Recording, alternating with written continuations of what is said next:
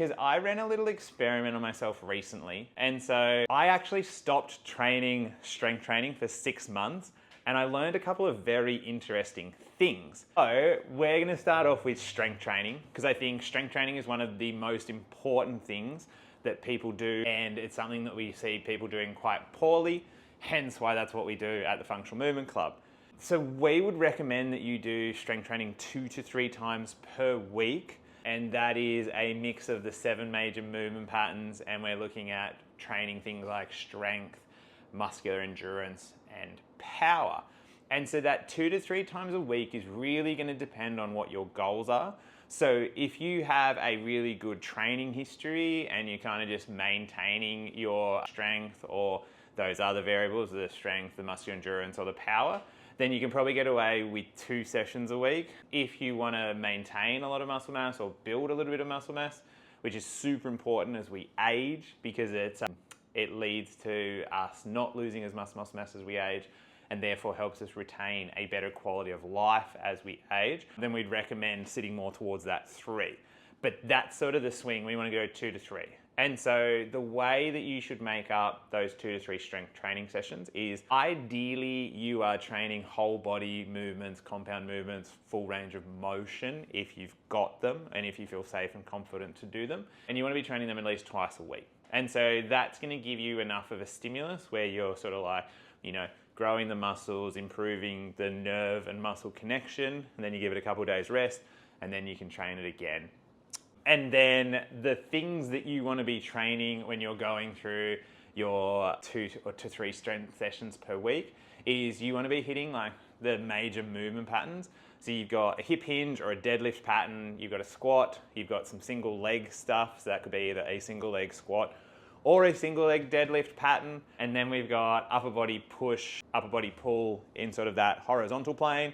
Then we got upper body push and upper body pull in a more vertical plane. And then we like to throw in on top of that a little carry. So we like farmer's carries or something where you're carrying some weight, because it teaches you how to use your core a little bit better, and it also works on grip strength, which is another very good indicator of life expectancy and quality of life. The things that you want to be, once you've got those 7 major movement patterns down, or I think 8 or 9 major movement patterns by the time we throw in carries and the upper body ones segregated, the things that you want to be training throughout these sessions is, obviously you want to go through and we want to be doing, it's a process called progressive overload. So as we go through each week, we are slowly adding either weight per session or we are adding reps per session. And so that means we're progressively overloading or progressively building so that we get stronger over time. The things that we want to be building or the rep schemes that you're going to go through are going to depend on what your goal is. And so like we said, the 3 main goals that you're going to hit in terms of your strength training are going to be the strength. So with muscular strength, we are looking at anything from, 3 to 4 sets of, 4 to 8 reps. So that'll be a heavier weight, lower reps, 3 to 4 sets. So like moderate to sort of a couple more sets, just because you're not doing very many reps. Next, you want to move into sort of more muscular endurance, or a few people might know this more as like hypertrophy type training. And with this, we're going to look at doing like 3 sets of 8 to 15 reps. So with this one, you can start to build out more reps as you go through. So you might start off, 3 sets of 8 in week 1, and then you go to 3 sets of 10 in week 2, then 3 sets of 12, then 3 sets of 15. And then the third thing that you want to be working on is a little bit of power. And so power or plyometrics is something we sort of build out as more of an intermediate to advanced weight training technique. Only because in order to do plyometrics or power-based stuff well, you generally will want to have an adequate level of strength. So you'd want to go in and do some kind of strength and muscular endurance before you do your plyometrics, because they're the ones that people can sometimes get a little bit excited with and get injured with. So we want to make sure we build out a nice strength, then a nice muscular endurance base before we start layering on those powers. And when we're talking about sort of power-based movements, they could be something like, Olympic lifting. So you could do cleans or some like snatches, some push presses with either dumbbells or barbells, or some weighted jumps. Or even really simple examples is just like single leg skipping could be a great example of building out some lower body power-based stuff.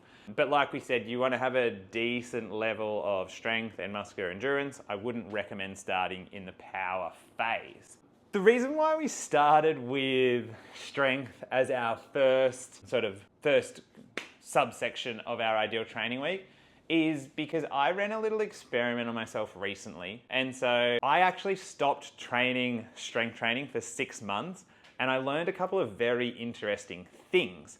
So traditionally, I played AFL growing up, then I went into a bit of CrossFit, and then end of last year, I sort of wanted to transition into more aerobic-based stuff. So one of my bucket list items has always been to do the Kona Ironman.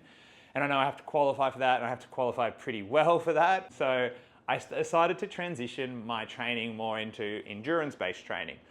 And so for 6 months, I just went full hog into endurance training. So I was like doing 2 runs, 2 swims, 2 bikes per week.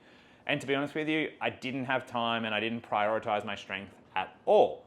And luckily, I do strength testing every few months with my clients. I actually skipped the month that I wasn't training because I figured there's no real point testing if I'm not actually training any of that stuff.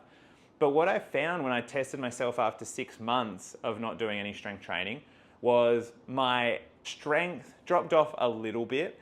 So my 5RM deadlift dropped, from 140 kilos down to 120. So, 10-15% drop. But the really scary or really concerning thing for me was that my muscular endurance had dropped off a cliff. So things like grip strength, so we do a dead hang test. Before I started the endurance training, I was hanging for 2 minutes 10. When I did it just recently, I only got 1 minute 10. And then grip strength is like a major predictor of life expectancy as well. So that's the reason why I want to keep it nice and strong. Calf raises dropped off dramatically. So my calf raises, at my height, I was doing 50 to 55 single leg calf raises.